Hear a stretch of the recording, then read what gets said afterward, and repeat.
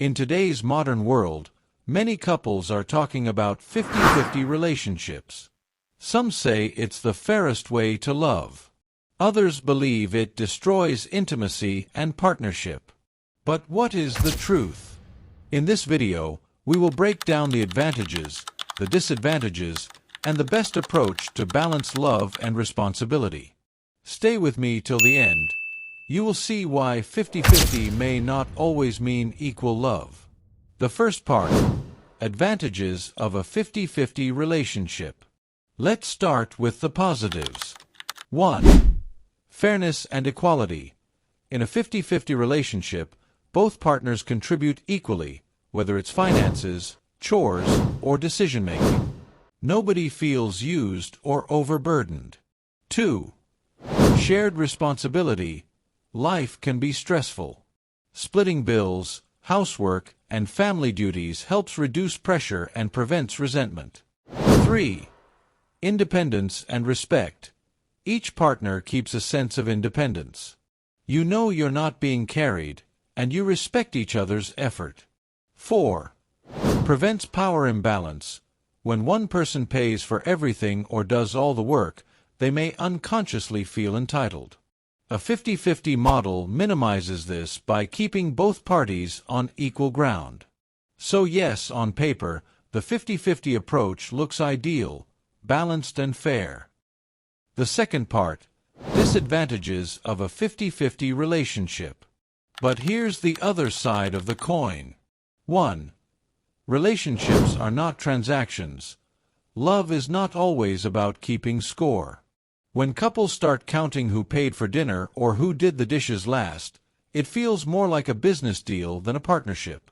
2. Not always practical. What if one partner earns way more than the other?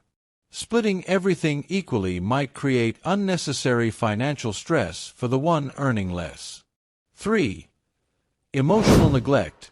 A strict 50-50 mindset can make people forget that relationships are about care, sacrifice, and flexibility. Sometimes, one partner is weak, sick, or going through a hard time. At that moment, love should step in, not calculation. 4. Breeds competition instead of teamwork. If it's always about, I did my half, you do yours, then teamwork suffers. And in marriage or long-term love, teamwork is everything.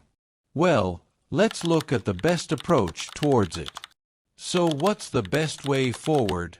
The truth is, no relationship is perfectly 50-50. Life doesn't always give both partners equal strength, money, or time. The healthiest relationships are built on 100-100, where each person gives their best, not just half. That means, if you earn more, maybe you handle more of the financial load.